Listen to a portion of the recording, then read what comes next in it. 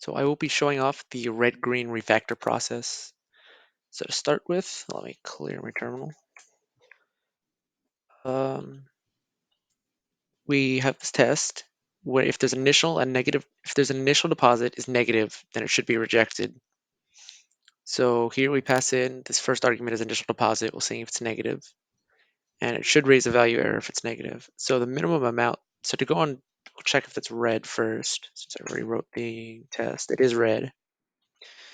So let's do what we need to do, the absolute minimum to make it green, which is just always raise a value error.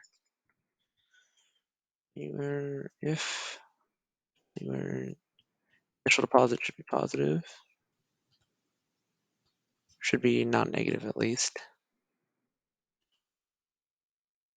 Run that and see if it is green.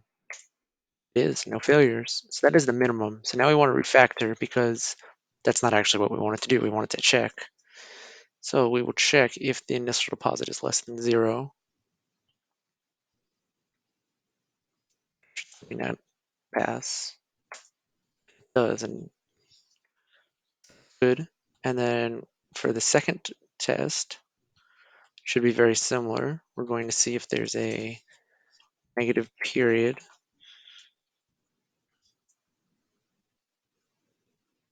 There should not be a negative period. So again, we want to just raise a value error. If there is a negative period, because that is not within the bounds.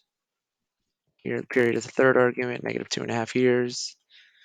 Let's go here, it should be red. It is. Make it the minimum amount to be green. Everything else is right.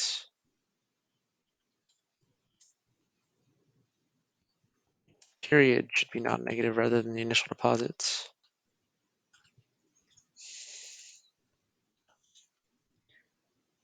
We'll run that and see if it's green. It is, no failures.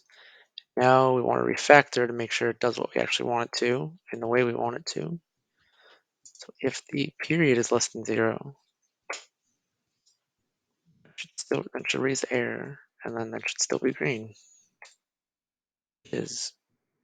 That is the red-green refactor process, and for 2 tests.